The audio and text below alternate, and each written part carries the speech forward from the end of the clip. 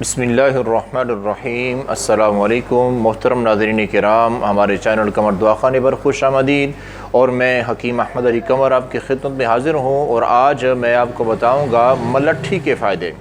ملٹھی جو ہے یہ بڑی بہترین اور بڑی اہم ترین اللہ تعالیٰ کی بہت بڑی نعمت ہے، بلکہ آج سے اگر کوئی 30-40 سال 50 سال پہلے کا دیکھیں تو ہمارے گھروں میں ہماری جو مائیں تھیں وہ ملٹھی کبھی ختم نہیں ہونے دی، اتنی فائدہ مند چیز ہے۔ ہر گھر کی یہ ضرورت ہے اور ہر کچن میں یہ چیز ہونی چاہیے، جو کہ بدقسمتی سے نہیں ہے۔ یہی وجہ ہے کہ چھوٹے بچوں کے تھوڑے سے مسائل پر ان کو دوائیوں کی طرف لگا دیا جاتا ہے۔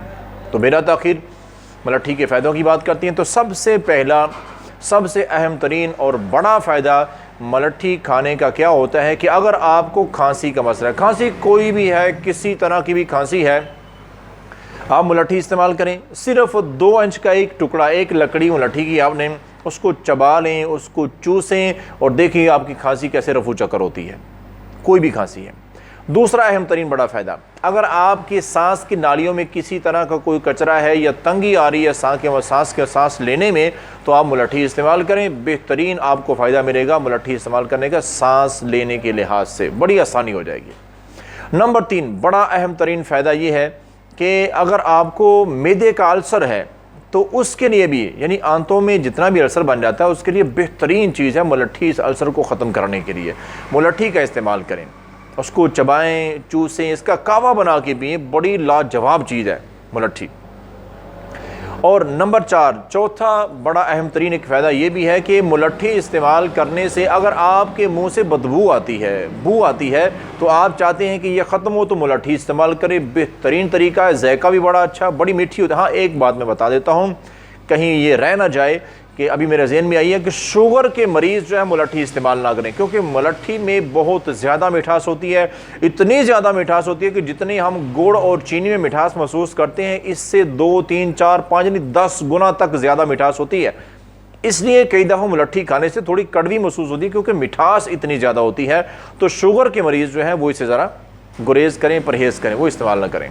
نمبر 5 بڑا فائدہ، اگر آپ کو بلغم آتی ہے، بلغم کا مسئلہ ہے، تو آپ ملٹھی استعمال کریں، بلغم کو یہ پتلا کر کے خارج کر دے گی اور آپ کی جان چھوٹ جائے گی۔ نمبر 6 چھٹا اہم ترین فائدہ، چھٹا فائدہ یہ ہے کہ اگر آپ کے گلے میں خراش کا مسئلہ ہے، گلے میں خراش ہوتی ہے، تو آپ ملٹھی استعمال کریں، اس مرض سے بھی نجات مل جائے گی ملٹھی کے سبب ہی۔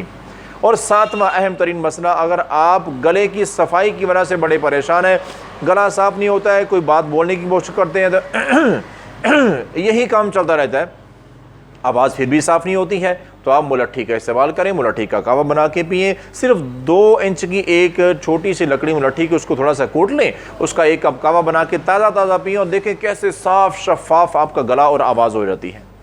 منہ کی سوجن، منہ کے اندر سوج بن جاتی ہے، چھالے بن جاتی ہیں کئی دفعہ، تو آپ ملٹھی کا استعمال کریں، بہترین علاج ہے ان چیزوں کا۔